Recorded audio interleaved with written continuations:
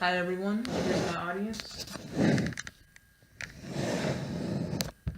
And today I'm going to inform you YouTube viewers and the people in the room about graduation. I'm pretty sure most of you guys think you know a lot about graduation, but there's a lot that you don't know. And the first thing I'm going to talk about is the song that we march in on. Then I'm going to get to the wardrobe, what we wear, like the cap, the gown. And after that, receiving the sheepskin. And I'll tell you guys why I call it sheepskin later on. Alright, so the song we march in on is called Pomp and Circumstance. And it was composed by Edward Elgar back in 1901. He received an honorary degree from Yale in 1905, and they played it at the ceremony in his honor. But for his procession, not like how we come in, or the recession, not procession. So they played it when he was walking out instead of when we walk in and march in order and all of that. It was also used for military marches, like when people walk in and they use pomp and circumstance for that.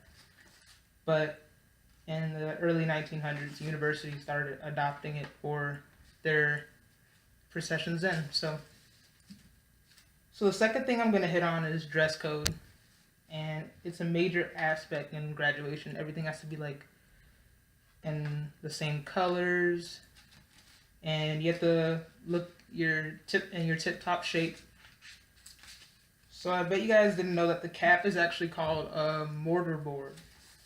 And it originated in church, like the whole get-up of what you wear. But it's called a mortarboard because masonry has used it.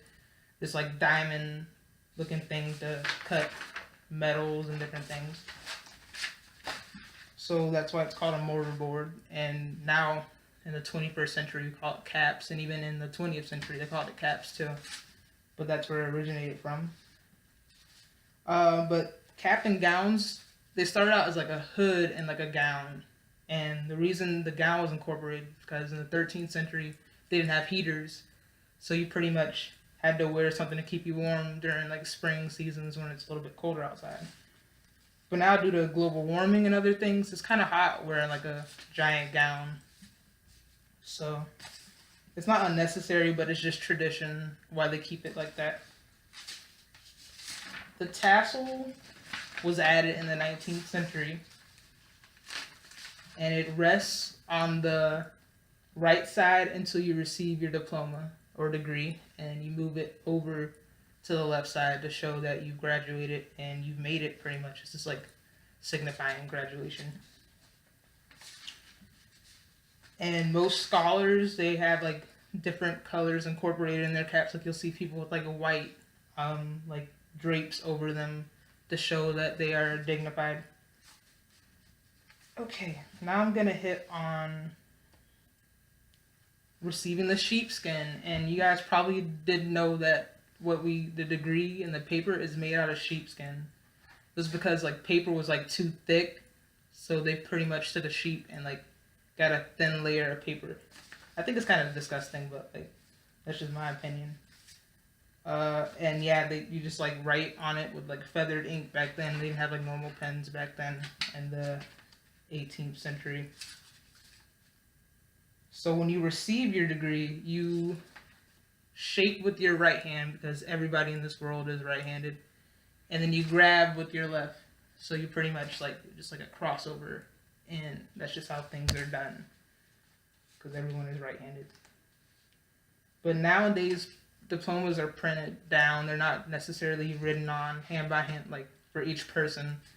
You just write them down, and well, you don't write them down anymore.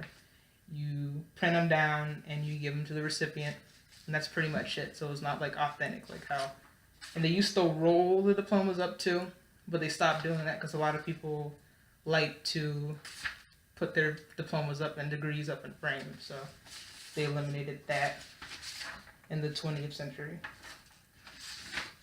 Alright, so that's pretty much the overall speech today.